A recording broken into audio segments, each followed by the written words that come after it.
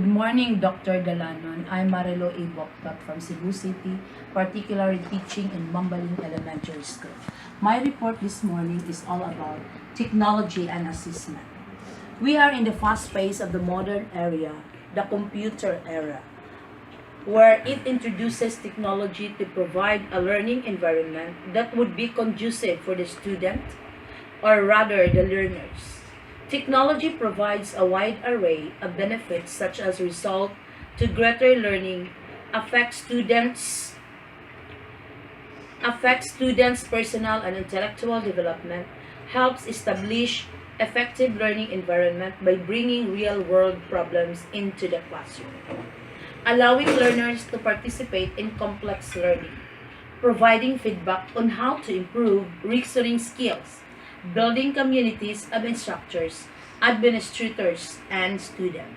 It contributes to productivity and efficiency. It should never be taken for granted but given emphasis as to its importance. And technology expanding opportunities for the instructor's learning. It ensures systematic way of operations, preventing delays and promotes accuracy.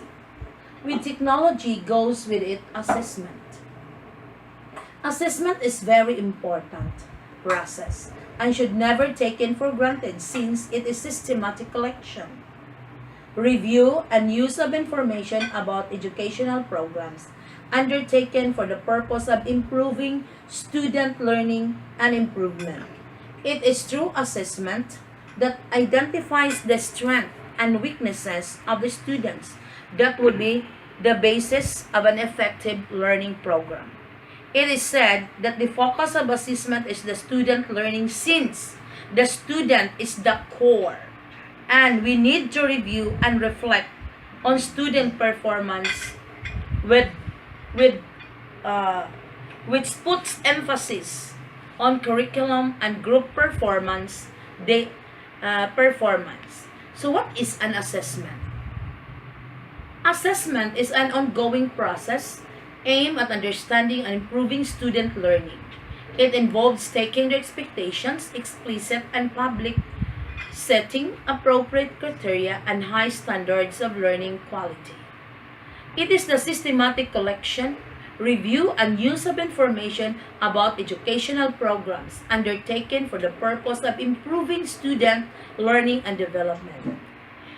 An assessment also is the process that focuses on student learning, a process that involves reviewing and reflecting student performance, what students can do, and focuses on curriculum and group performance in a planned, deliberate, and careful way.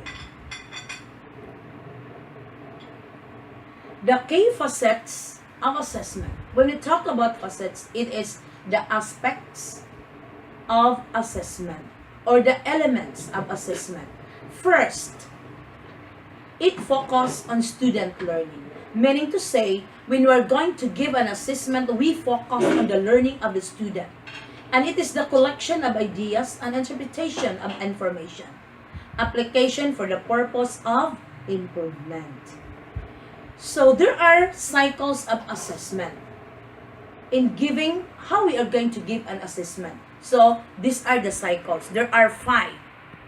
First, develop, refine the assessment question, outcome or objective.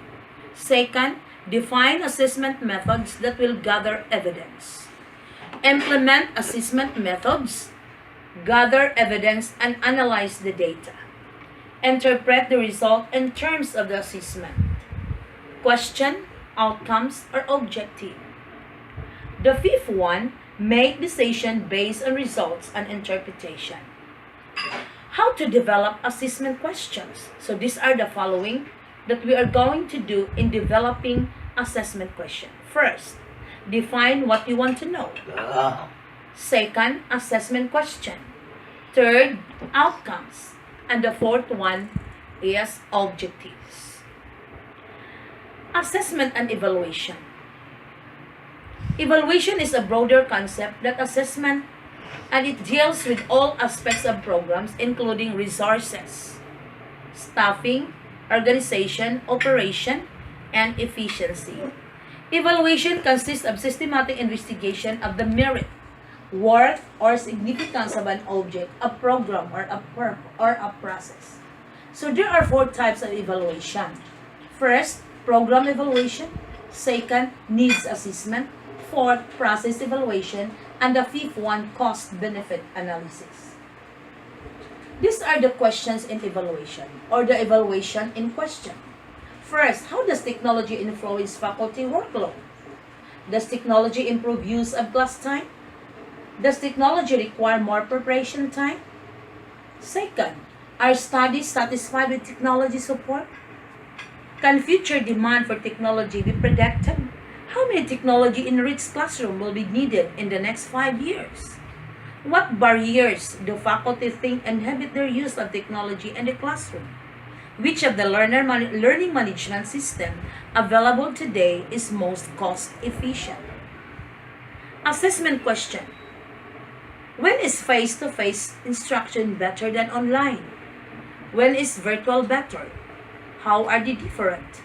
How does giving students feedback on their work via technology affect how well they think critically? How does technology meet different learning styles so that students are more engaged with the materials? How can the use of technology improve learning in large enrollment classes? How does access to internet resources affect students' ability to conduct empirical inquiry?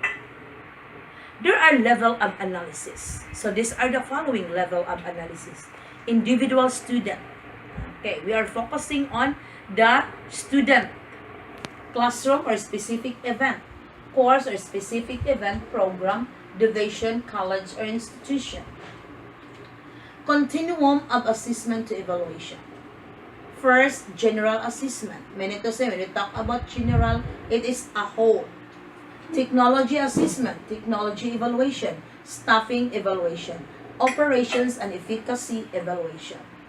What is the purpose of giving an assessment? Of course, it improves quality of education. So this is the purpose of giving an assessment. Why is it our learners are given an assessment? Improve quality of education, aid in decision making, meet external agencies' criteria accountability. So what are the issues? What are the issues of giving an assessment to learners? What are the learners' backgrounds? What knowledge, skills, and technology literacies do they already have? What are their demographics? What attitude do they hold about technology? Do students' learning styles differ? Learning principles and practices. Where and when do you use technology? What particular place? Or when? What time are you going to use technology? Internal, external to the classroom. It may be within the learners or outside. Before, during, after class session. In virtual laboratory. How is technology used? To share notes, augment lectures, to stimulate critical thinking, or to link graphics to real-time data. What institutional practices are used in the course? Active learning, group problem solving, and collaborative learning. Learning technologies. How well does the technology work in terms of functionality, support, and usability? What specific technologies or tools do you use in coding software? When we talk about software, it includes simulation, communication, and visual. Hardware, these are the documents, the camera, the laptops, the iPads, and the clickers. What are the emphasis? We emphasize on giving an assessment by the learning of the student or student learning. Outcomes first, technology second. There are five steps to developing assessment question. First, determine where along the continuum of assessment to evaluation your question resides. Is your question related to assessment of student learning or evaluation of resources? Second, resolve the level of analysis. Is your inquiry about an individual student, a specific course, a program, a division, or institution? Step 3, establish the purpose of your inquiry. Is it for improvement, decision-making, and accountability? Step 4, characterize the interrelationship among learners, learning principles, and learning technology to further focus your question. Fifth, define student learning. What do you want students to know? Or program outcomes or prior assessment result can differentiate the learning related to your question. So there are two methods of giving an assessment. First, direct methods. The second component is the assessment cycle is selecting the most appropriate assessment methods, either direct or indirect. Direct methods judge students' work, projects, or portfolios developed from the learning experiences. Indirect methods use opinions of the students or others to indicate student abilities. Thesis or dissertation work. Qualifying exams for graduate work. Direct assessment method, it is a course-based performance including giving the test to the learners, the AC type question, the portfolios, the homework, journals, presentations, projects, and capstone experience-based courses. National test scores, like for example, the National Achievement Test given by our grade 6 pupils at the end of the school year. An entry, midpoint, and graduation, certification exams, and professional licensure, case studies. Indirect assessment methods. It is a surveys completed by incoming, enrolled, withdrawn, and graduating students, as well as by alumni and employers. Surveys and inventories related to behavior or attitude changes, pre- and post-educational experience. Focus group meetings of students, staff, faculty, employers, or community agencies. Student development transcripts of records of out-of-class experiences. Tracking of course training, taking patterns. Student reflection on work, portfolios, and other activities. So, therefore, in giving an assessment to the learners or the students, we must know the three aspects. Namely, you ask the student. Second, what do you want to know to the learners? And the third one, the outcomes of the learners. So that's all. Thank you very much.